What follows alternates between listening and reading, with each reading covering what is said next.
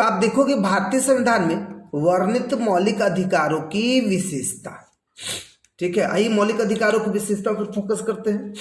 कहा जा रहा है कि भारतीय संविधान में मौलिक अधिकारों का जो कॉन्सेप्ट है वो कहाँ से लिया गया है? अमेरिका से लिया गया, और आपको बता भी दिया गया अ से अधिकार, अ से अमेरिका। भारतीय संविधान में वर्णित अधिकारों की निम्नलिखित विशेषताएं हैं। अब क्या विशेषता है भाई?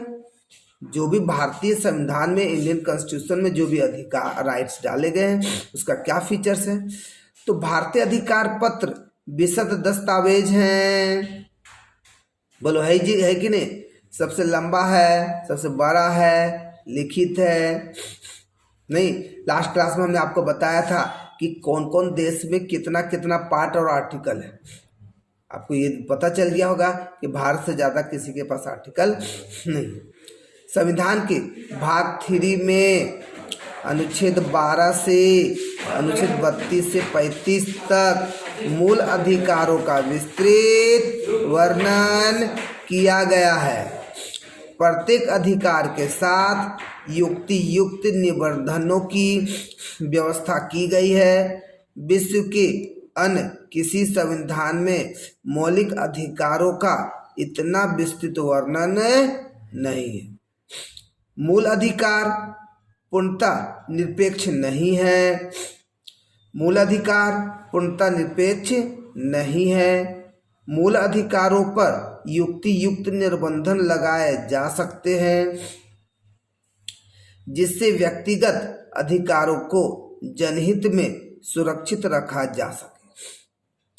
याद रखेंगे क्या बोला जा रहा है कि मूल अधिकार पूर्णतः निरपेक्ष नहीं है।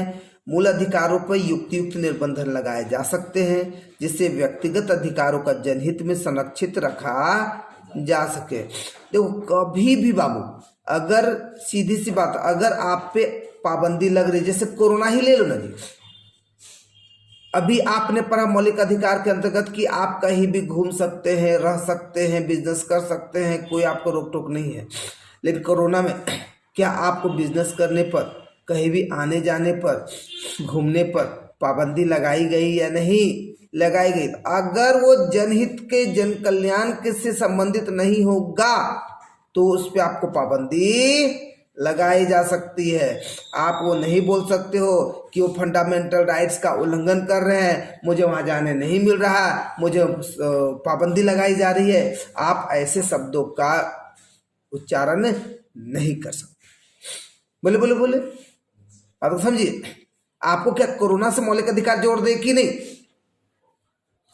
कि अक्सर लोग कहते हैं कि इस आर्टिकल के अंतर्गत कहीं भी आने जाने की सुविधा, बिजनेस करने की सुविधा, अवसर की सुविधा आपको दी जाती है।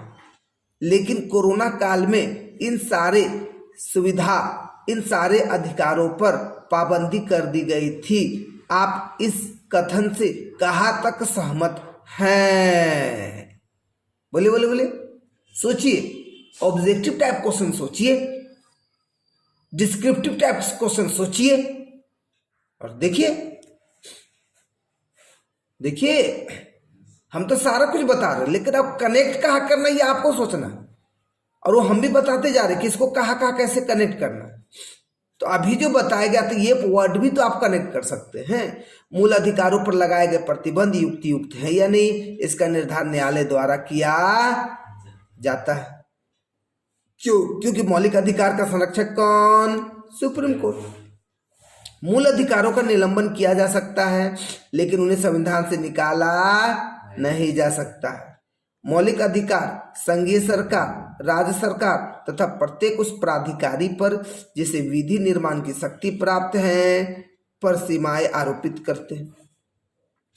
मौलिक अधिकारों की संरचना करते हुए संविधान निर्माताओं ने भारत के नागरिक एवं गैर नागरिकों को ही वाक एवं अभिव्यक्ति की स्वतंत्रता तथा सांस्कृतिक एवं शैक्षणिक अधिकार प्रदान किए। याद रखिए क्या बोला जा रहा है कि भारत के नागरिकों एवं गैर नागरिकों को ही वाक मतलब बोलने, अभिव्यक्ति मतलब अपना बात रखना, है ना, की स्वतंत्रता तथा सांस्कृतिक शैक्षणिक अधिकार प्रदान किए हैं। मौलिक अधिकारों के भाग 3 में प्रयुक्त नागरिकों एवं व्यक्तियों शब्दों से यह अंतर स्पष्ट किया जाता है। विधि के समक्ष समानता, धार्मिक स्वतंत्रता आदि मूल अधिकार नागरिक एवं व्यक्तियों के लिए समान हैं। संविधान में अंतर्विष्ट मूल अधिकारों में से कुछ नकारात्मक है। क्यों? क्योंकि ये राज्य की शक्ति को सीमित करते हैं। याद रखें, क्योंकि ये कुछ नकारात्मक है, क्योंकि ये राज्य की शक्ति को सीमित करते हैं। जैसे अनुच्छेद 15 में वर्णित मूल अधिकार, जबकि कुछ मूल अधिकार सकारात्मक हैं। क्या जी, अभी नकारात्मक और सकारात्मक वर्ड पर फोकस किए कि नहीं लास्ट वीडियो में, जो नागरिकों को स्वतंत्रताएं प्रदान करते हैं, जैसे अनुच्छेद 19 में वर्णित मूल अधिकार। जिन व्यक्तियों को मूल अधिकार प्रदान किए जाते हैं वे उसका त्याग नहीं कर सकते हैं। नहीं जी, मूल अधिकारों का निलंबन किया जा सकता है, मतलब रोका जा सकता है, खत्म नहीं किया जा सकता है। संविधान के अनुच्छेद 20 और 21 में अंतर्विष्ट मूल अधिकारों को छोड़कर सभी मूल अधिकार राष्ट्रीय आपातकाल के समय निलंबित हो जाते हैं। याद रखना, कभी बोलेंगे कि कौन ऐसा मूल अधिकार है जो राष्ट्रीय आपातकाल के समय भी निलंबन नहीं होता है, उस पर पाबंदी नहीं लगती है, तो आर्टिकल 20 और आर्टिकल 21। क्या इमरजेंसी अगर लग गया है तो 20 के अंतर्गत आप अपराध करोगे क्या? 21 आप सुसाइड करने लग चलोगे क्या? तो ये इस पर पाबंदी नहीं है ना। अगर क्वेश्चन पूछे क्यों नहीं है तो देखिए 20 और 21 आर्टिकल में क्या है। 20-21 आर्टिकल में क्या है? अगर इससे पाबंदी हटा दे तो लोग तो अपराध करने लगेंगे, सुसाइड वाला कार्यक्रम बढ़ जाएगा, लोग कर लो भैया। नहीं, कोरोना में देखोगे, कोरोना काल में देख सकते हो कितने लोग सुसाइड वाले कार्यक्रम पे देखने को मिले, कितने टीचर लोग डिप्रेशन में चले गए, कितने टीचर या कितने लोग, बहुत सारे व्यवसायी लोग ऐसे हैं जो सुसाइड भी कर लिए। रीजन अभी आवश्यकताएं जो लोगों की बढ़ी है ना, उस आवश्यकता को पूरा करने के लिए उनके पास बजट तो नहीं है, लेकिन जो EMI वाला जो सिस्टम चला है ना, उसमें वो लोग अपनी पूरी आवश्यकता पूरी कर ले रहे हैं। कह रहे चलो ना मंथली देना तो है, धीरे धीरे हम लोग काम हो जाएगा। क्या जी, गलत बोल रहे? सोच लीजिए, तब यहाँ पर होगा क्या? तो यहाँ पर ये सब करेगा। अच्छा, तो राष्ट्रीय आपातकाल के समय अनुच्छेद 19 में वर्णित मूल अधिकार स्वतः निलंबित हो जाते हैं।